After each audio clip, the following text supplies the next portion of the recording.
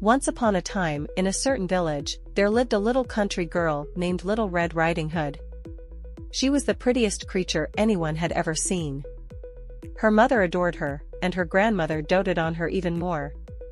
This good woman had made for her a little Red Riding Hood, which suited the girl so well that everyone called her by that name. One day, Little Red Riding Hood's mother sent her to visit her grandmother with a basket of flowers and cake. The path through the woods was familiar to her, and she happily set off. Along the way, she encountered a wolf who greeted her with a friendly "hello." The wolf inquired about her destination, and Little Red Riding Hood replied that she was going to see her grandmother, who lived in a house behind the trees.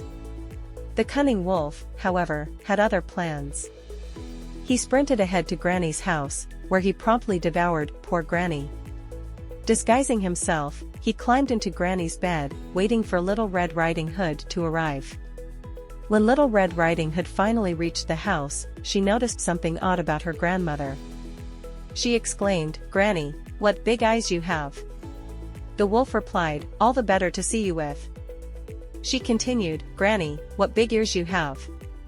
The wolf responded, "All the better to hear you with." Little Red Riding Hood innocently asked, "Granny, what a big nose you have!" The wolf retorted, "All the better to smell you with." Finally, she exclaimed, "Granny, what big teeth you have!"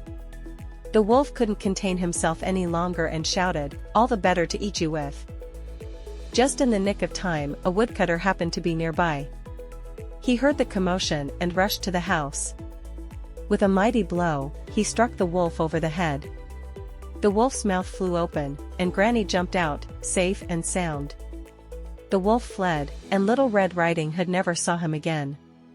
And so, the clever woodcutter saved the day, and Little Red Riding Hood learned a valuable lesson about trusting strangers in the woods.